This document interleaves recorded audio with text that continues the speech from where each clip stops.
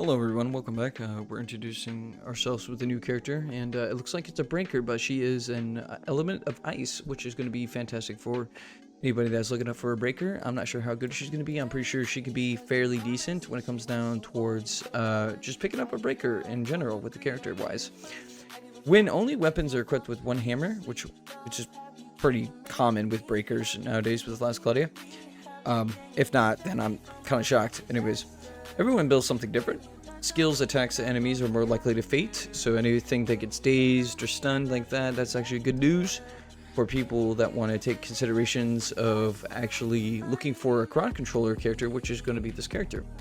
And does, luckily, and break will be 200% increased damage, or I think it's not increased damage, but more increasing of breaking when it comes down to boss fights, I'm assuming. And damage up to 50% plus, and damage cap can go up to 60,000, which is not bad, to enemies that fate or break. When enemies are put into into a break, give physical attack damage and gives them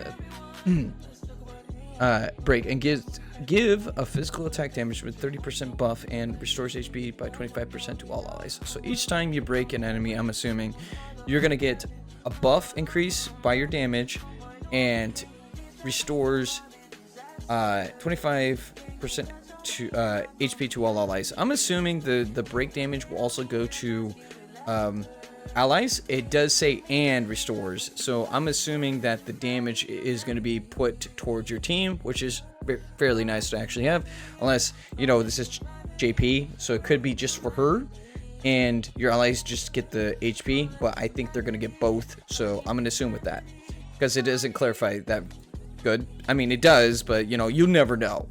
So even we're looking at Eversummer in Joytron. Okay, ice damage by 40%, damage cap by 17,000. Battle start gives an aquarium machine buff. When skills attacking lose a buff and a set timer after loss, regive a buff to the unit. Aquarium buff activation. Physical damage by taken by 20%, and when using the skill buff can be used to interrupt most attacks by 50 to 15,000. So that's not bad. Honestly, that's actually fairly good with just simply giving a buff to your teammate. Who knows what you can do with this type of buff. It's actually going to be fairly decent. Also, we're looking at a character that is mainly for breaking, crowd control, and damage, and a little bit of support to give to your team, which is actually not too bad, honestly. Also, her abilities don't really tell us anything too, like, mind-blowing. It's just simple, like, okay, she charges forward and does a medium area ice combo, which is not bad. Medium area long ice combo attack and charge dealing a front. So, pretty much standard type of abilities, you know, a little bit of flashy things there and then. We got her skills. She gets a fighter attack up, attack up max, fighter spirit V, which is, I'm assuming, 5. Critical 2 and 3, which is not too bad. Honestly, that's actually fairly decent. We got illusion, where it allows you to evade attacks, auto protection, very nice. I don't know why that would be on her. I guess it's just, hey, guess what? Hey, you got a little bit of extra defense, not bad. Auto haste will replenish her skills, which you don't really need to have an arc that can actually replenish all your skill sets when she has something like this. Awaken is not too bad, allowing her to actually come closer to death, restores HP, increased movement, strength, defense, and magic resistance. So every time she gets very close to hitting rock bottom with, like, let's say you have 14,000 health, and then it drops towards 3,000 health, she'll gain an incredible amount of HP back, which is actually fairly good. We're looking at Pride at max. So each time she has max HP, which you want to try to get some of that in there, she'll gain an increased strength damage with Ice Drive, which increases her element damage overall. Not too bad. Ice Chance, I've never seen this one before, and if I have passed by it or skimmed through it. So ice damage is increased by 30% and break damage cap by 5,000 to enemies that fate and break. So we're looking at another Pose of Glory, so slightly recover of SCT, so not bad. Pirate Feast, so you definitely do not need an arc that can recover all this. So each time you defeat an enemy in each stage, she will recover all of her SCT. Kind of make it sort of useless, honestly. to actually add this in here and then adding the Pose of Glory in here.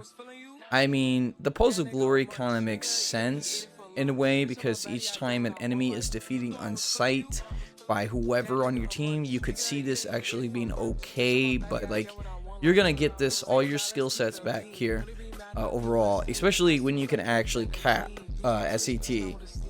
Hen Bash makes it more likely to, I can see this being in here, to fate enemies very easily with her traits and everything. Physical chance to greatly reduce enemy defense, not too bad. That's the debuff a little bit there. Shockwave, so notifying enemy's guard and favorite sword, which I don't see why this would be here. I guess that makes sense. I'm thinking about swords in a way. Two-handed weapon hammer boost will give her a very good way to use her weapon. Hammer mega boost. Oh, okay, that makes sense. Cloth high boost, which will increase your overall damage and magic defense and just defense in general. Looks like that's going to be the case. Got a special boost overall. She's a giant killer, so that makes sense because during boss fights, you're going to actually need those types of things. I'm going to just get this on real quick because the base is way too much. Blindfolded, not bad. Gives the unit a blind and strength. Not bad. Overall, like, it's not. There's a few things new and then again another SET recover speed buff. That'll start at the beginning. Not bad. I can see that being good for her. There's just a few things in here that she doesn't need, but everything else, it looks like a lot of this is just breaking and fading the enemy, which is crowd control for this type of character. Overall, like, not bad. Everything here is actually fantastic. Skills and all that. I wish we could look at her arc a little bit here in a second. So this is her arc that she would be, if you could pick this up, I mean, that'd be fantastic because it just increases her damage even more along with the break and all that stuff. So pretty good.